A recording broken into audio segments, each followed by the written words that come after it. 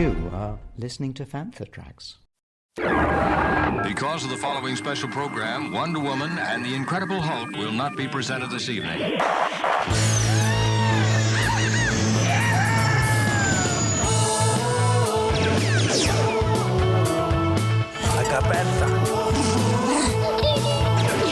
It's time to get all your Star Wars news in a single file. That doesn't sound too hard. Boom! This is Making Tracks.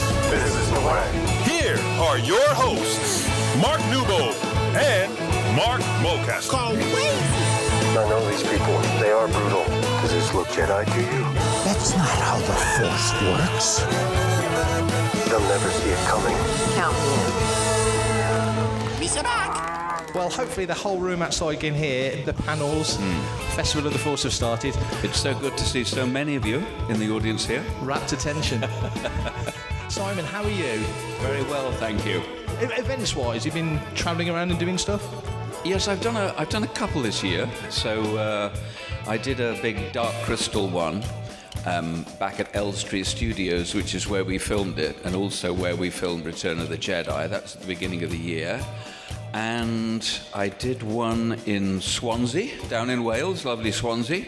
Small one for Creed, who do kind of shows where there's like no more than, I think, 3 guests, so they're quite sort of boutique.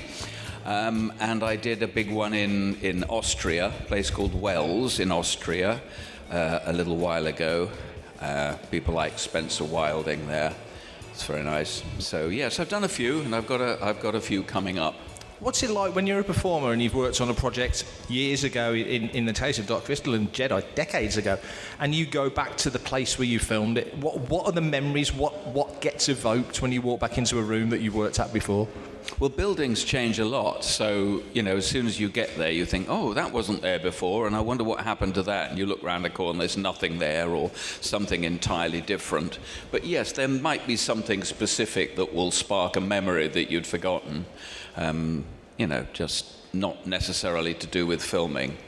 But it's nice, that sense of continuity, and the fact that Elstree Studios, which had a bit of a checkered history, it was kind of bought, I think, by Canon Films, and then it was possibly going to be mothballed, and then it kept going somehow. I think there was a Save Elstree campaign. That's right. It is, you know, it is still there, and because there were 2 studios in Elstree. There was the film studio where we filmed Jedi and Dark Crystal, and the ATV Studios, a television studio down the road where they filmed The Muppet Show. Yes. But I think that went quite quickly and possibly became a Tesco or something like that. You know, I think or the Ewok Village... Or even a Tesco car park. Even you know, worse. Not even Tesco, yeah.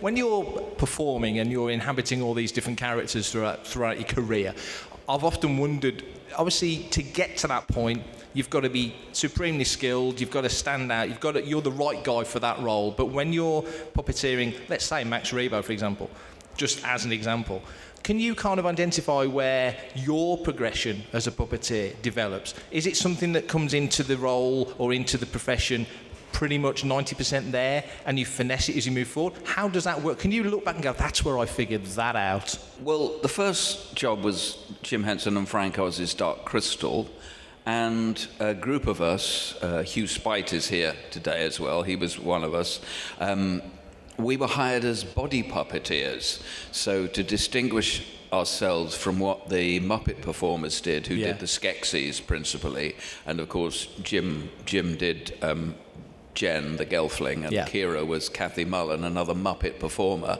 So there was a kind of pecking order, or just a difference between the types of puppeteering. Yeah. But because we weren't natural puppeteers, we had a combination of circus skills, acrobatic skills, dance skills. Jim, every Friday evening, would give us a masterclass in puppeteering. So there's a big mirror set up, and Jim basically taught us the rudiments of puppeteering, because there would be scenes where we would need to be extras, puppet extras, and he wanted to make sure, obviously, that we don't let the side down and we know the principles of puppeteering. But yet, when I was offered the job on Return of the Jedi, it was a straight offer as a puppeteer. And for a while I kind of think, well, I'm not really a real puppeteer, but then you do learn on the job. Yeah. And so you become one, and you just do a little thing that you think, oh, I'll try this, it's very interesting, and that becomes like a signature moment. Yeah. For example, there's a bit where Max Rebo beats in time, which was kind of my invention. Yeah. And then the other bit where the thermonuclear detonator appears and he blocks his ears. Yes. Except he's blocking his ears with his feet. Yes. Because he's a two-limbed character, despite what a lot of the toys would suggest that came after the film. So I thought, oh, wouldn't it be good if he's ludicrously blocking your eyes against a nuclear bomb, and not with his hands but with his feet.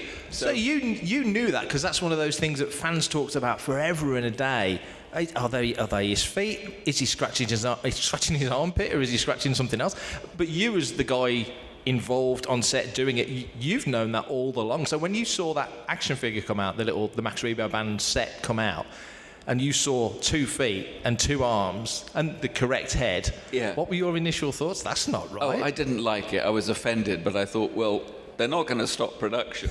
And, I could have had to live with it. No, the thing I used to say was, yes, it's outrageous. He's really a 2-limbed character, but they've made him a 4-limbed. The other thing I used to say was, because the model, if you take him out of the Max Rebo circular organ, is wearing things that I said look like nappies or diapers for the American audience. I said, not only has he got 4 limbs, he's also wearing nappies.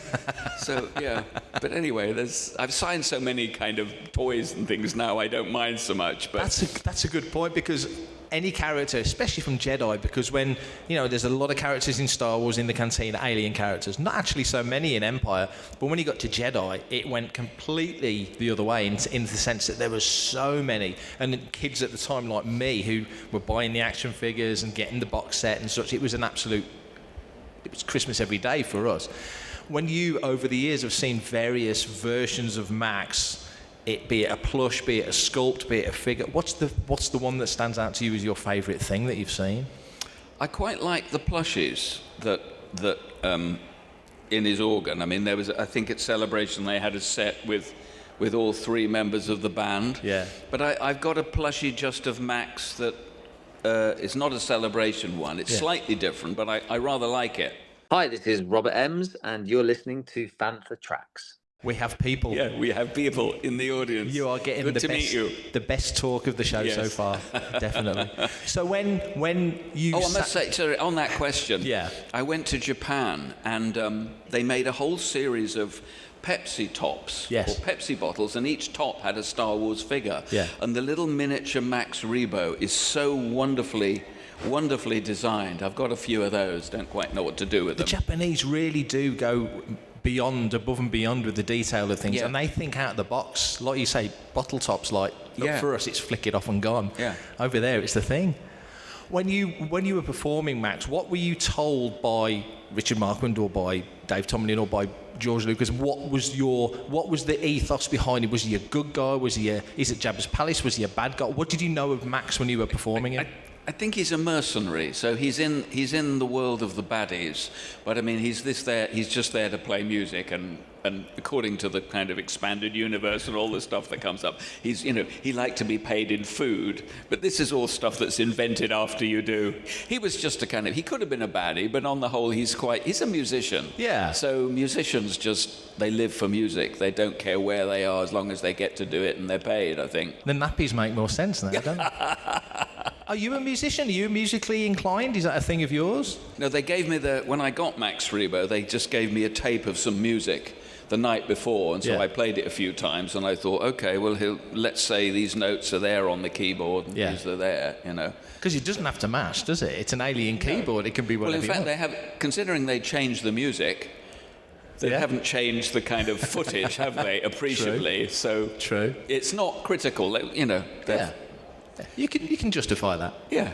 So all these years later, at an event like this, with people out there coming in and the crowd growing in the room, a massive crowd, and you're talking about Max and other stuff, but Max is obviously, that's the one that most people will identify with your good self. Yeah, and also until recently, there was only one Max Rebo.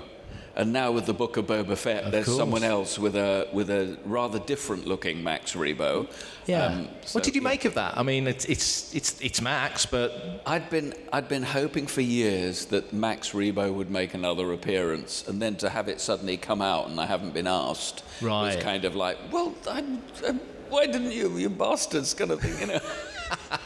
Although I think they possibly shot it around the time when no one from the UK could travel to America. Yeah, it was COVID time. I think it was done in a volume, a motion capture volume in Los Angeles somewhere. Yeah.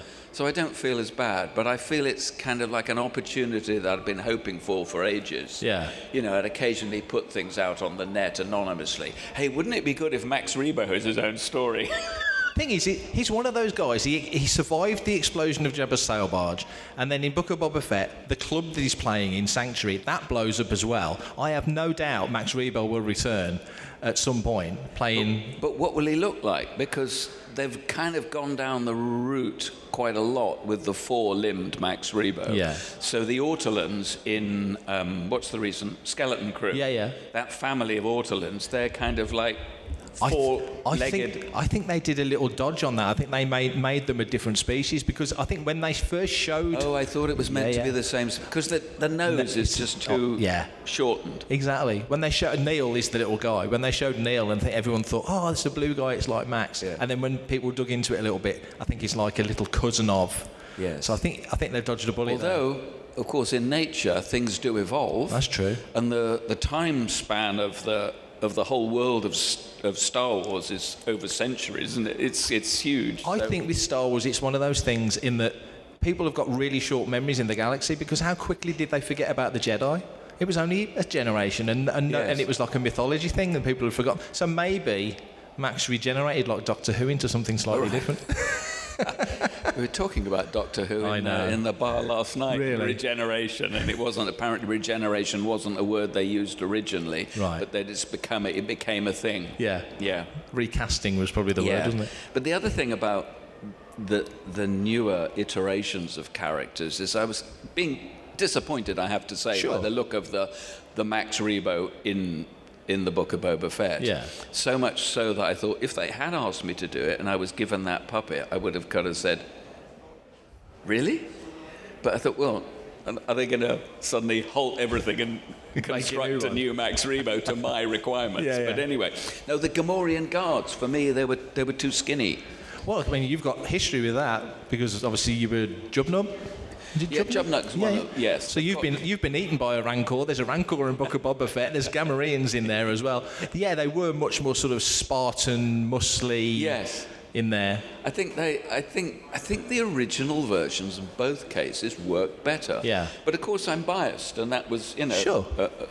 a great breakthrough film for me. Yeah. To do these kind of characters, which we're now celebrating 40-something years later.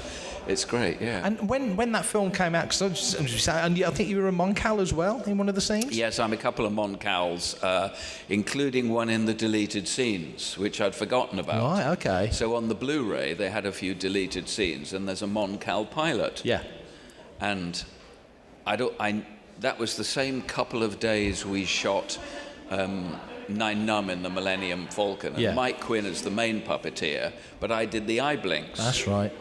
And then, of course, I'd forgotten we also did a character who was at the time, according to the call sheet, called Ernie Akbar. Good name. And so Tim Rose was the main puppeteer. Yeah. But I was doing something. I said, well, did I do blinks? What did I do? And then on the Blu-ray is, because George Lucas directed that second unit. Yes. George's voice says, oh, do that with a hand again, Simon. Oh, there you go. Oh, Simon... So all these things that many years later you've kind of forgotten, because you wait a kind of year after shooting for the film to be edited, all the post-production, all the advertising to go ahead, the release goes ahead, and you watch it and you think, oh, okay, there's that. Oh, I thought we did something else, and then you soon forget all the stuff. It's out of your head.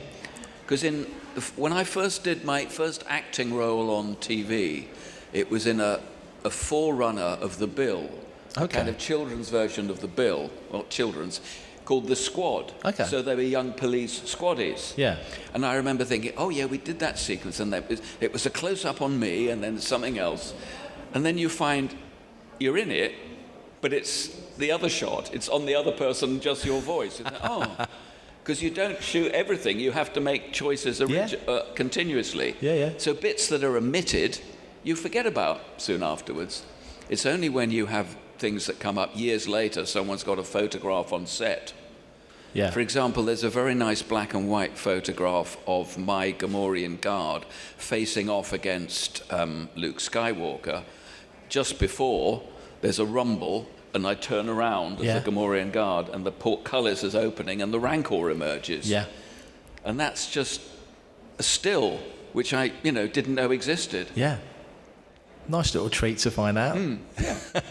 And I'm going to let you go back to your table in a moment, but one final thing. When you're making a film like Jedi, which was a huge deal when it came out, but back in the day, there wasn't this. There wasn't conventions. There wasn't people sitting around wanting to hear, your thoughts on the thing. That came... How long later did that come for you? Sort of 15, 20 years? Yes, I think someone said Jeremy Bullock started it. He was one of the first for sure. Yes, and I think Paul Blake would have been to quite some, who plays Greedo and is here today. He was quite early on in that. I didn't know about it for years. And when because in the credits of Return of the Jedi, it didn't say Max Rebo. I was just one of a list of about 5 or 6 puppeteers. Yeah. So IMDb started up in earnest, and it listed my characters. It said Simon Williamson, Max Rebo, brackets uncredited. Yeah. And I started to get a little trickle of people finding me and asking for an autograph. And I thought, oh, it's very flattering. Yes, I will sign it. Yeah. And then there more and more. And I spoke to my friend Gerald Home, who plays Tessek and another Mon Calamari, no longer with us, sadly, Gerald. And he said, oh, yes, I'm on this Star Wars circuit. And, I sign autographs and, you charge for them. What? You charge money? Oh, right, okay. And you get official photographs from Steve Sansweet at Lucasfilm. So I did all that.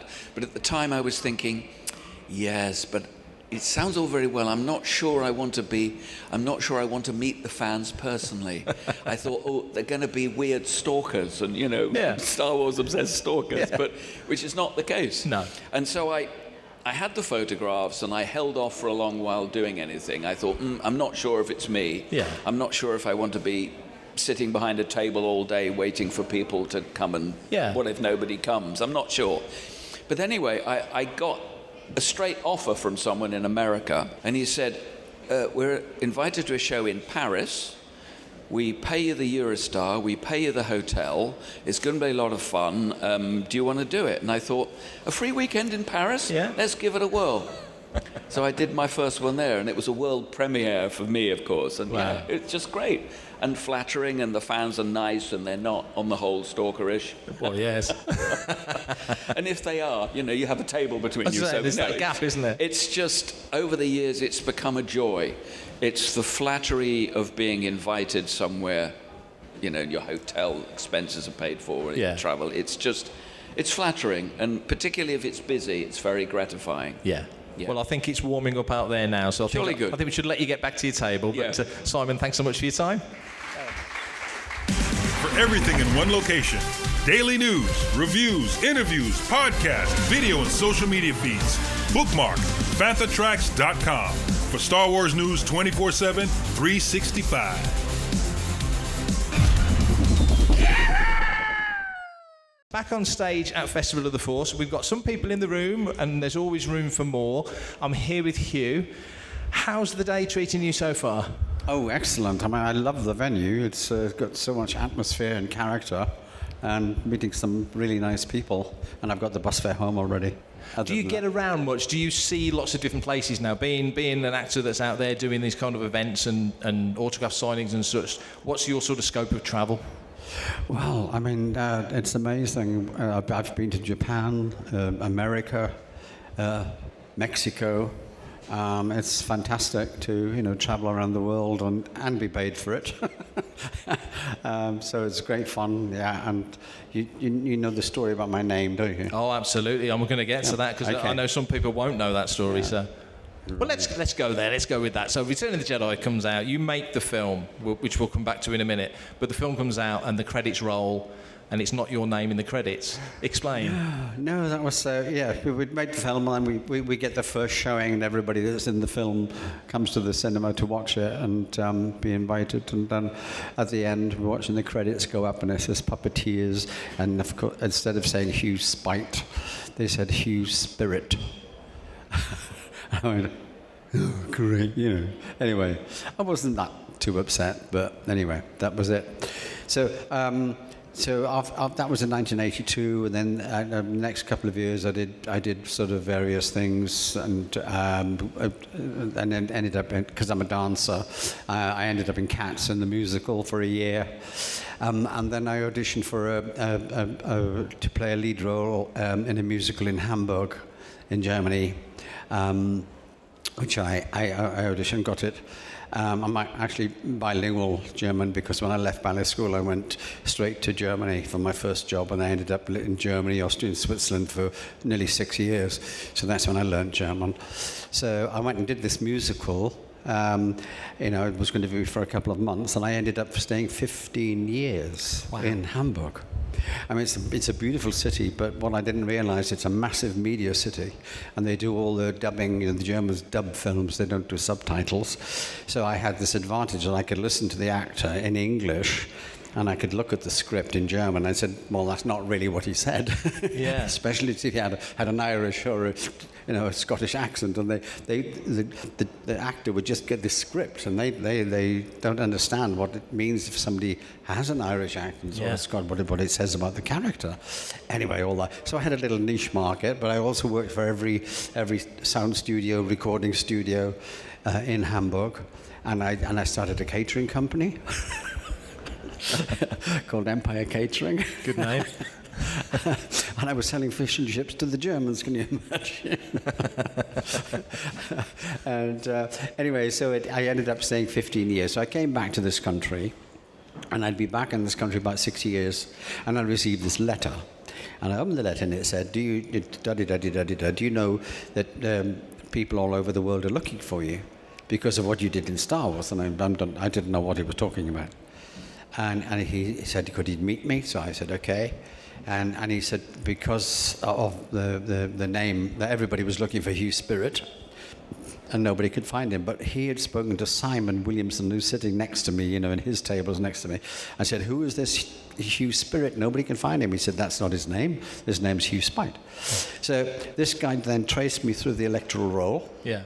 And that's how, he contacted me, asked him to meet me, and he opened up this whole world to me.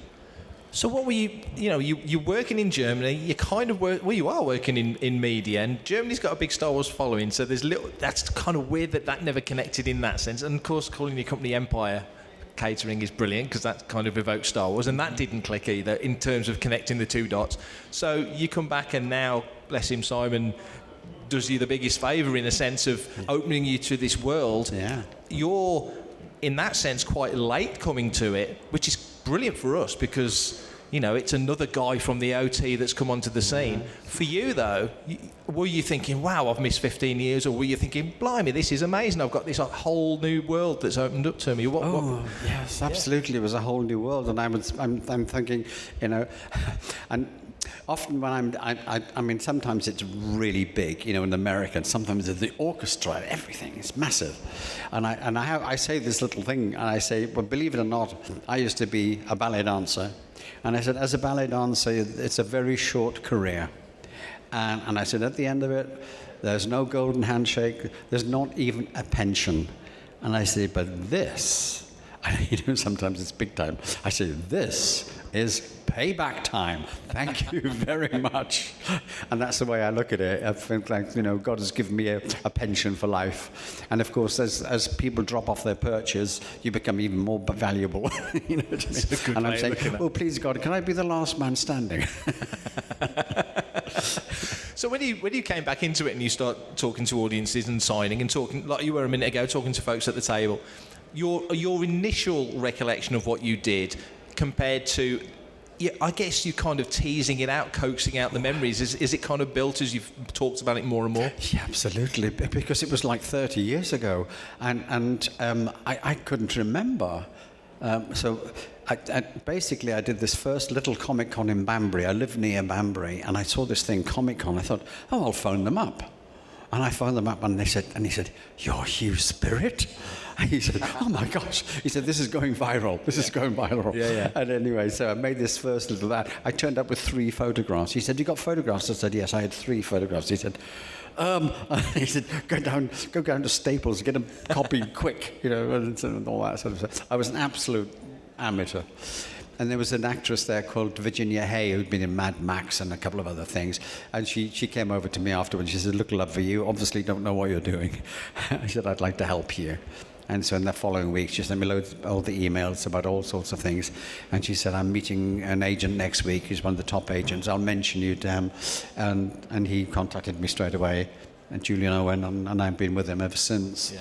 So, but you also asked me, did you do anything else in the film? I know you were a Gamorrean guard and this, that, and the other. He said, "But did you do anything else?" And I'm going, "There was another scene." I said, "But I can't remember what I was. I can remember the scene," and I described it. He said, "Oh, yeah, it's the briefing room, and you're prune face."